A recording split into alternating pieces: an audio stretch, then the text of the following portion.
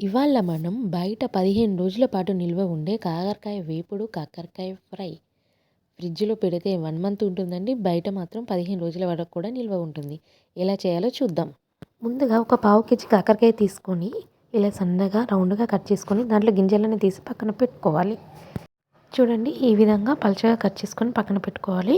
ఇప్పుడు దాంట్లో ఒక పావు టీ స్పూన్ ఉప్పు, పావు టీ స్పూన్ పసుపు వేసేసి బాగా రబ్ చేస్తూ ఇలా దాంట్లో వాటర్ వచ్చేలాగా చేస్తూ ఉండాలి.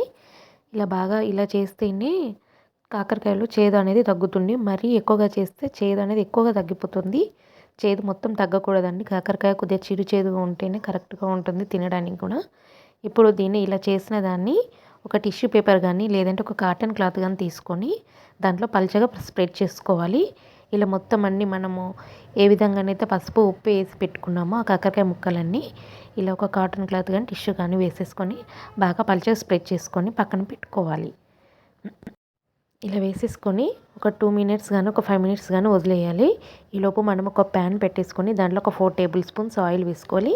ఫ్రై కదండి, కాస్త ఆయిల్ వేసుకుంటేనే ఎక్కువ రోజులు నిల్వ ఉంటుంది. ఇప్పుడు దీంట్లో ఒక హాఫ్ టీ స్పూన్ జీలకర్ర వేసుకోవాలి. తర్వాత సన్నగా తరిగినటువంటి ఉల్లిపాయలు కూడా వేసేసుకొని బాగా ఫ్రై చేసుకోవాలి. దీంట్లో ఒక 7 నుండి 8 వెల్లుల్లి రెబ్బలు కచ్చపచ్చగా చేసేసుకొని బాగా ఫ్రై చేసుకోవాలి. ఇవి బాగా ఫ్రై అయిన తర్వాత దాంట్లోనే ఒక ఫుల్ టీ స్పూన్ వరకు అల్లం వెల్లుల్లి పేస్ట్ వేసేసుకొని పచ్చి వాసన పోయే వరకు ఫ్రై చేసుకోవాలి. ఆ తర్వాత దీంట్లో ఒక హాఫ్ టీ స్పూన్ వరకు పసుపు వేసేసి బాగా మిక్స్ చేసి మనం ఆల్రెడీ ఇప్పుడు టిష్యూ పేపర్లో వేసుకున్నటువంటి కాకర ముక్కలన్నీ కూడా ప్యాన్లో వేసేసుకొని బాగా మిక్స్ చేసుకోవాలి.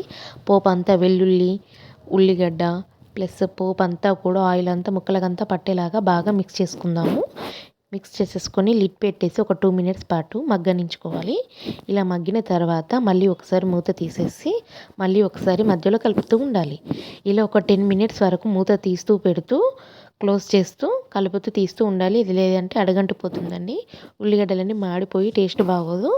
ఒక 10 మినిట్స్లో ఇలా ఒక 3 to 4 టైమ్స్ లిడ్ ఓపెన్ చేస్తూ క్లోజ్ చేస్తూ కలుపుతూ ఉండాలి.